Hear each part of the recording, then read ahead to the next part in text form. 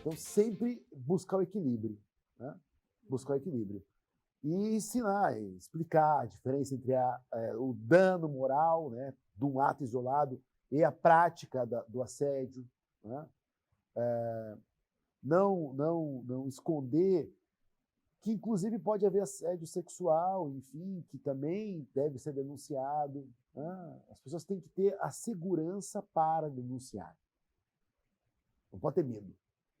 Porque quando você tem uma ouvidoria, como se tem aqui, você tem uma instância que você pode chegar lá e falar, olha, está acontecendo assim, assim, assim comigo, eu vou formalizar e tal, e buscar a resposta. Né? E agora CIPA também. Sim, a CIPA, mudança de legislação. Então, veja, e o que o trabalhador e a trabalhadora querem? Resposta. Retorno. Né? Atenção. E é isso que começa a modificar o ambiente quando ele é ruim. Né? Ou fortificar o ambiente que já vem trabalhando com isso há algum tempo. Então, quando você tem essa possibilidade dos canais de comunicação, do diálogo aberto e franco, respeitoso sempre, né, você vai atingir o objetivo que é disseminar a cultura do bloqueio do assédio, né, do repúdio ao assédio, do trabalho do ambiente saudável. Ah, é assédio eu trabalhar numa sala que a janela está quebrada? Não é assédio isso. Isso é problema estrutural, cara. Você vai reclamar para quem faz a manutenção e se ele tiver condições de arrumar, senão não. Isso não é assédio. Ah, eu queria mesmo ter ar-condicionado, não ventilador. Cara, mas isso não é assédio. O professor entrou pegou um gancho bem legal que eu queria trazer até como pergunta, como questionamento. Claro. Estar num ambiente com a janela quebrada, como o professor citou. Mas e se esse colaborador for colocado de castigo.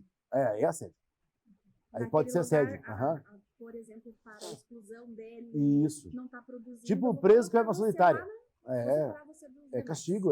Daí pode ser assédio, sim. Né? Eu colocar o sujeito num lugar insalubre. Não está fazendo o que eu quero? Vai passar a linha do castigo. É mais ou menos isso. Aí é assédio. Sim. Uma coisa é nós todos aqui numa sala, bem que podia ter um ar-condicionado. Você tem que separar o ideal do possível. O ideal é trabalhar na praia. Sim, o ideal é trabalhar na praia, tranquilo. Né? Todo mundo quer o home office agora, com uma ilusão de que em home office você trabalha menos. Que não é verdade. Não é verdade. Né? Agora, eu tenho que separar o ideal do real, do possível. Eu queria ar-condicionado, queria uma poltrona com massagem para trabalhar, computador de última geração, várias telas.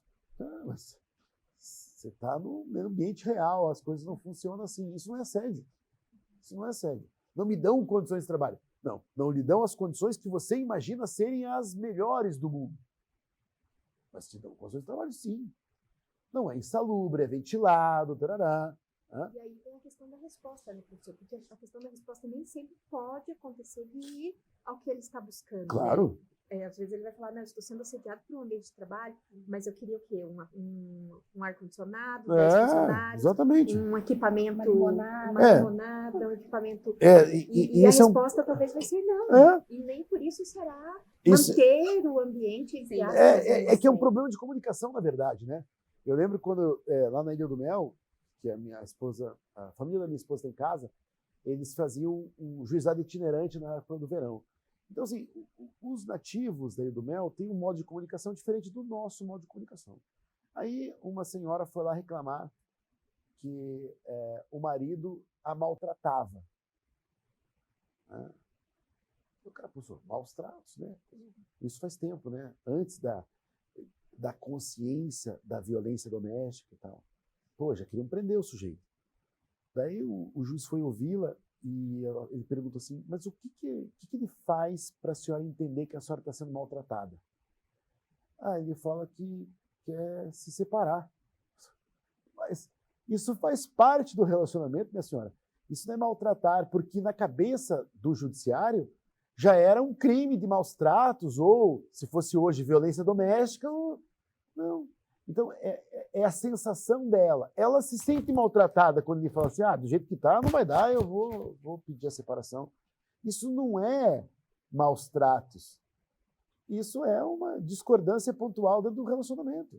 Então, às vezes é a maneira de verbalizar que vai errada, e aí chega no destinatário de forma errada e a coisa está uma proporção diferente daquela que deveria tomar. Então, eu estou sofrendo assédio no meu trabalho. É mesmo? O que foi? A janela está quebrada faz uma semana e ninguém arruma. Pô, isso não é assédio. Isso não é assédio. Isso é falta de comunicação. Às vezes é falta de verba, de orçamento. Né? Então, agora, é preciso dar uma resposta a esse funcionário. Olha, isso não é assédio, né? As coisas não funcionam assim, nós vamos tentar arrumar na medida das nossas possibilidades, está previsto para conserto daqui a um mês. Agora, nem tudo que a pessoa acredita ser assédio, de fato é. E aí a resposta pode ser assim, tá vendo? A instituição não apura direito, diz que não é assédio. Cara, desculpa, mas não é porque você quer que seja que é. Então, não dá para... Tem legalmente, né? Sim, legalmente, tem requisitos a serem preenchidos. Né?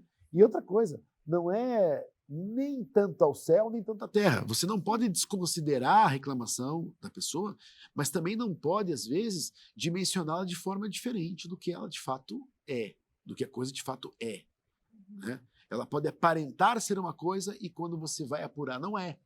Então tem que ser aberto para isso também. Né, para entender que naquela situação pode não ter acontecido. Então eu não posso punir alguém por uma coisa que ele não fez. Né?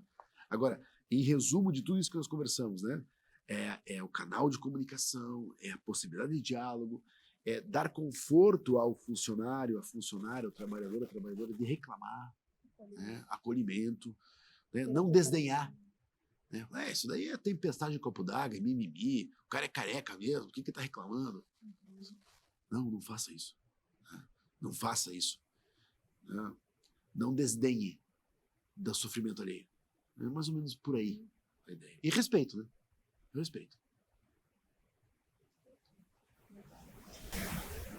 Professor citou a forma que é muito importante para as organizações a gente saber qual é a forma de trabalhar isso, né? Prevenir e evitar. Evitar. Bem melhor. Que o assédio ele seja disseminado, né? Caso eu entenda que eu sofri um assédio, certo, o que fazer? Reclamar. Primeiramente, qual é o primeiro passo? Como indivíduo, como colaborador. Você não vai perceber que sofreu assédio num dia. É uma espécie de gerúndio. Você vai percebendo que sofre. Um dia acontece, no dia seguinte acontece de novo. Tal, né? Então, se você pegar todas as cartilhas que envolvem o assunto, anote, faça um diário, converse com as pessoas, comunique, denuncie nos canais de apuração, ouvidoria ou departamento pessoal, enfim, haja. Né? Então, duas coisas, forme prova, pergunte se as pessoas viram, ouviram, sabem de alguma coisa, se presenciaram. Às vezes elas presenciam, você não vê, não percebe que elas estão presenciando, enfim. Mas comunique, denuncie ao canal próprio da instituição que você trabalha. É prudente partir para os canais internos? Sim. Eu acho que o caminho da prudência sempre é o caminho de tentar resolver de forma interna e rapidamente. Né? Porque se a coisa toma uma dimensão maior, isso não inibe o sujeito de reclamar depois. Né? Porque os direitos de ressarcimento, enfim, né? Pelo dano sofrido e tal.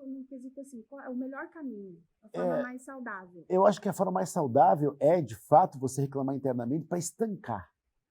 Né? Porque tem duas coisas. É o dano que você sofre, né? Aquilo que você já sofreu e aquilo que você pode vir a sofrer na continuidade daquela prática.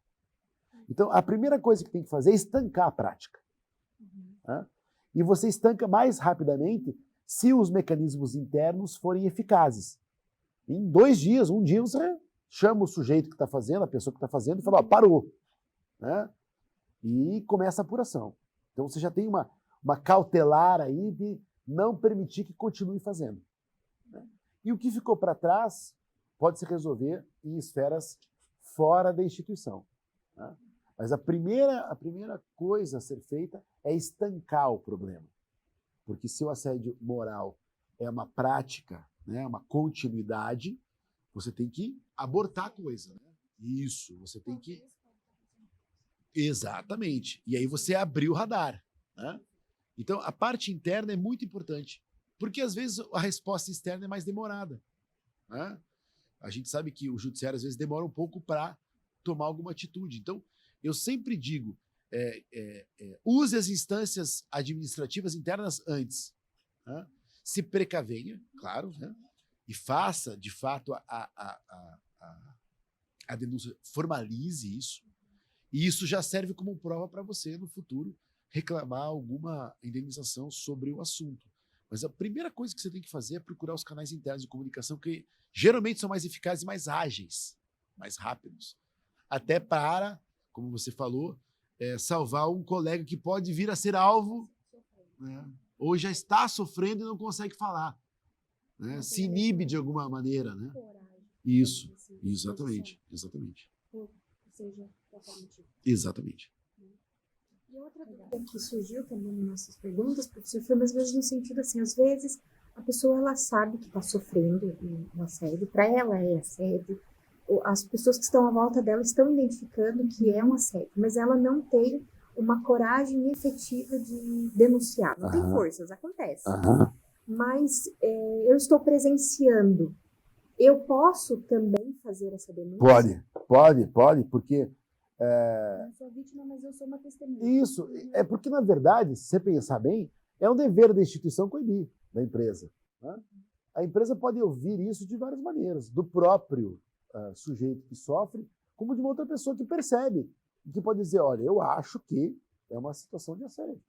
A pessoa não quer falar, ela tem problemas, né, de inibição, né? Tem medos, enfim. Às vezes está tão... na situação, que tem um medo absurdo, assim, então a pessoa está paralisada, né? Está em catatonia, não consegue fazer nada. Então alguém pode fazer por ela, levar adiante, mas não tomar uma atitude, né? Justiça privada. Eu percebi uma situação de assédio, eu mesmo vou resolver. Não, você não tem poder para isso. Você tem o poder de acolher, dar o ombro, levar no canal de comunicação ou ir propriamente lá e dizer, ó, fulano ou fulana está sofrendo. Agora, o empregado não pode querer ser um justiceiro e tentar resolver sozinho, que pode sobrar para ele, inclusive, né? Porque a tendência de você, como justiceiro, errar é muito grande. Você pode perceber alguma coisa que só na sua cabeça é assim, e que nem a pessoa que é vítima está sofrendo. Portanto, não há assédio, mas você acha que há e vai resolver de próprio punho. Não. Né? Denuncie. Você pode denunciar o assédio sofrido por outro. Porque a instituição, na verdade, ela quer saber disso. Porque ela pode não ter percebido antes. Então, você contribui, inclusive, para melhorar o ambiente e para coibir essa prática abusiva que é a prática do assédio. Dentro dessa esfera, a gente caracteriza como interpessoal. Isso. A partir do momento em que é indivíduo contra indivíduo. Isso, seja superior com subordinado ou no mesmo nível hierárquico. E se for feita a denúncia e a instituição, a organização não tomou partido... daí você pode começar a pensar que a política da instituição é deixar isso acontecer e acaba, de certa maneira, ainda que indiretamente, fomentando isso tudo. Né? Aí é o caos. É uma empresa que está fadada ao fracasso. Se ela permite a guerra de todos contra todos, né? A barbárie interna...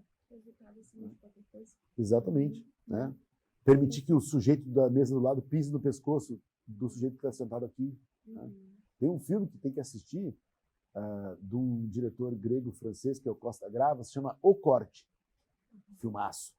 Que é dessa competição desmedida no ambiente de trabalho, que leva as pessoas à loucura e a cometerem atos absolutamente insanos para tentar chegar a um objetivo que é o posto de trabalho almejado. Tudo tem limite. Seja ele jurídico, seja ele ético.